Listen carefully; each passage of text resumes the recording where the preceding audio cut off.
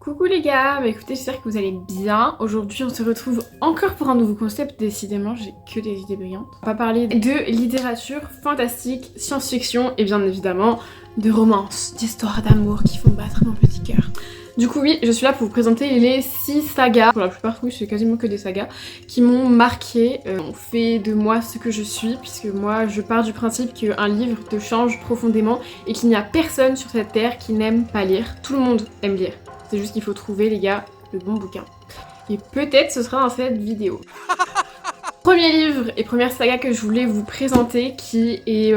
comment dire, je l'ai lu juste avant que le Covid commence. Coucou. Je sais pas si c'est une très bonne chose, mais du coup c'est vrai que j'ai eu un peu des angoisses suite à ce qui s'était passé. C'est bien sûr la 5e vague. Alors il y a un film qui est sorti, s'il vous plaît, ne vous basez pas là-dessus, il est nul à chier. Vraiment, n'allez pas le voir s'il vous plaît. Mais les bouquins sont incroyables, il y a 3 tomes. Et donc pour vous lire un peu l'histoire... Bah vous savez quoi, je vais vous les résumer, comme ça va peut-être être mieux. À l'aube de la 5e vague, Cassie tente de leur échapper. Eux, ces êtres qui exécutent quiconque a le malheur de croiser leur chemin. Eux qui ont balayé les dernières poches de résistance et dispersé les quelques rescapés. Pour Cassie, rester en vie signifie rester seule, jusqu'à ce qu'elle rencontre Evan Walker. Mystérieux et envoûtant, il pourrait bien être son ultime espoir de sauver son petit frère. Bon alors je suis désolée, mais le résumé donne pas envie. Mais juste pour vous situer un peu, ça se passe un peu dans le monde, comme ça se passe dans le monde réel. Donc en gros cette histoire commence avec différentes vagues qui vont avoir lieu sur Terre. Quand je dis vague, non ce n'est pas une petite vague de 10 mètres, non c'est une grosse vague énorme. Si jamais de catastrophe jusqu'à l'extinction totale en fait de la population. Vague numéro 1 c'est donc l'extinction des feux. Donc en gros plus d'électricité, plus de réseau internet, la coupure de tout. Deuxième vague, la déferlante, et donc en gros catastrophe naturelle par millions, des éruptions volcaniques, des tremblements de terre, etc. Le déferlement des eaux sur Terre. Troisième vague, une pandémie, voilà, ça tombait bien du coup en 2022. Hein. Donc voilà, c'est une genre de peste mais à l'échelle mondiale. Un petit Covid, comme on n'en connaît pas. La 4e vague, c'est donc le silence. Ça donne très envie, bien évidemment, c'est très palpitant. Et la 5e vague, du coup la dernière vague et le bouquin où il commence en fait, c'est à l'arrivée donc d'une population extraterrestre en fait sur la Terre. Il balaye entre la science-fiction, c'est un peu entre The 100 et une romance à l'eau de rose. Je crois qu'elle a 15 ans la fille, donc elle est quand même assez jeune. Mais les personnages sont super attachants, il arrive des trucs terribles. On parle autant de drames de population à l'échelle mondiale ou aussi de drames familiaux, puisque du coup... elle voit clairement sa famille se faire décimer de A à Z. Il y a beaucoup d'action dedans. Je suis vie à 100 à l'heure. J'ai bu les 3 tomes comme pas possible. Il y a des petits moments un peu creepy et tout. Ça reste de la science-fiction. Il n'y a pas du tout de magie dedans. Je trouve que c'est une super belle romance et une super belle preuve d'amour aussi, bien évidemment. À 100 à l'heure. Donc voilà, si vous aimez bien tout ce qui est le labyrinthe, Divergente, etc. J'étais une grosse fan de ces sagas et j'ai toujours essayé sans les lire parce que honnêtement, on a tous vu les films, j'aime pas lire un bouquin quand j'ai lu un film avant. Mais du coup, si vous n'avez pas vu la 5e vague, et même si vous avez vu la 5e vague, lisez les bouquins parce que clairement, ils sont 10 milliards de fois mieux. Juste pour faire l'aparté, je suis une grande fan de plutôt fantastique que science-fiction, mais j'aime beaucoup les deux.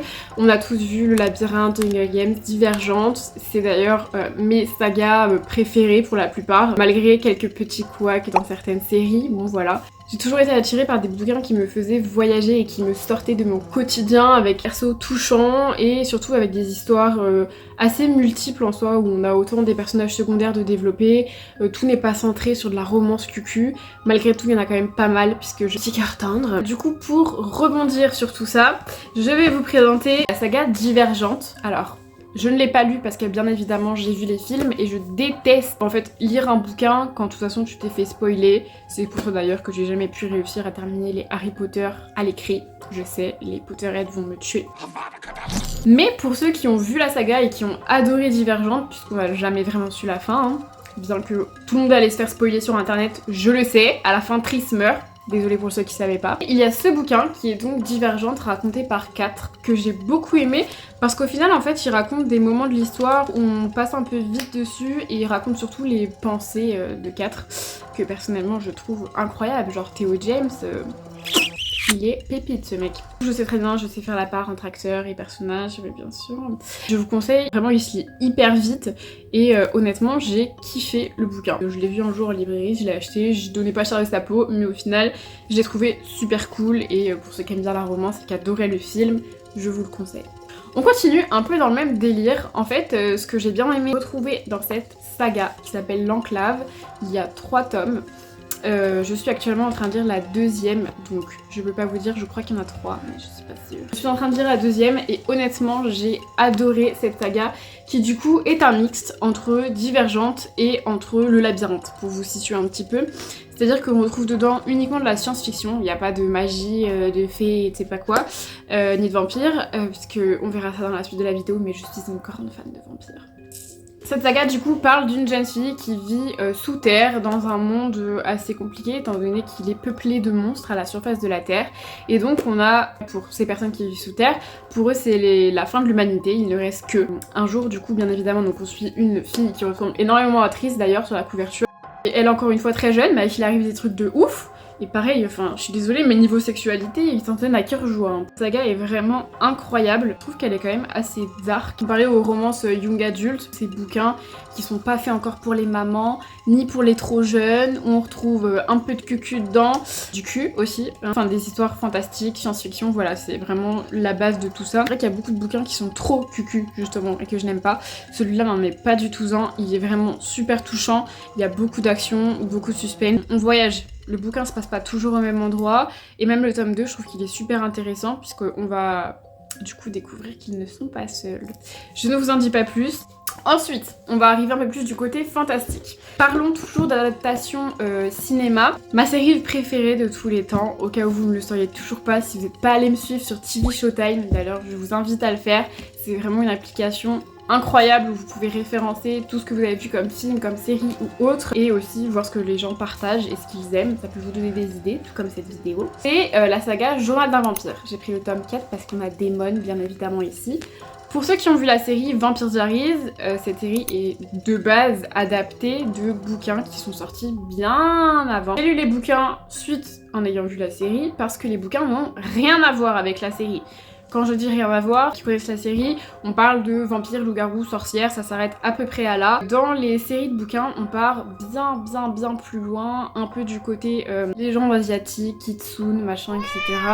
J'ai kiffé cette série. Alors j'ai jamais terminé, désolée, je recommande des bouquins que j'ai jamais terminés.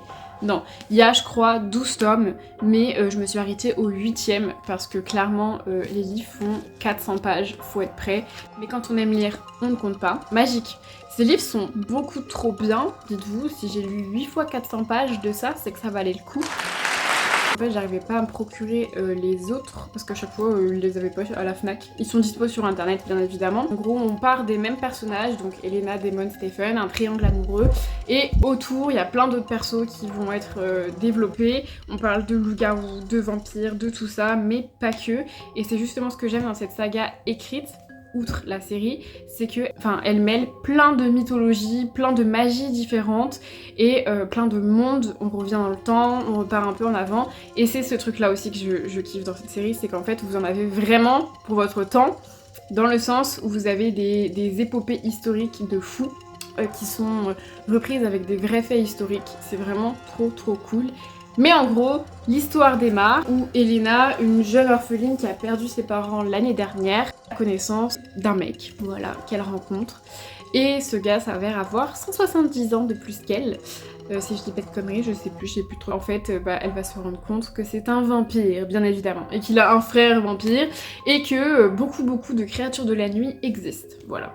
On va continuer dans le même délire vampire, sorcière, loup-garou, etc. avec la saga Née à minuit. Cette saga, je l'ai vue au moins 4 fois. J'adore cette saga. Vraiment, c'est la première fois en fait quand j'étais... je les ai lus plus jeunes bien évidemment ces bouquins, mais je ne cesse pas de les lire. Alors elle est un peu plus teenage concrètement par rapport aux autres. C'est en fait cette fois-ci une école. C'est le principe, d'habitude j'aime pas trop les écoles de créatures de la nuit, etc. C'est super bien tourné. Pour moi ça m'a beaucoup fait penser aux Winx, Alors si vous êtes une fan aussi du dessin animé, c'est clairement un peu le délire. C'est une fille qui sait pas qu'elle a des pouvoirs, qui arrive dans une école, là c'est pas Alphéa clairement. Cette fille va tout simplement petit à petit développer ses pouvoirs, rencontrer plein de monde, elle a plein de nouveaux potes, il se passe plein de trucs dans l'école et bien évidemment c'est un peu genre une élue et tout ça avec un triangle amoureux, là il n'y a pas de Sky. Hein. J'adore ces bouquins. Ils sont géniaux. On s'attache énormément à tous les persos, il y a beaucoup de persos de secondaire, ça c'est un truc que j'adore aussi quand tout n'est pas centré sur les persos principaux. Je suis la vie de Kylie, qui s'est fait abandonner par son père, qui, enfin voilà, a une vie assez compliquée, débarquer dans cette école et il va lui arriver des trucs de fou. Clairement, vous allez les boire, les bouquins.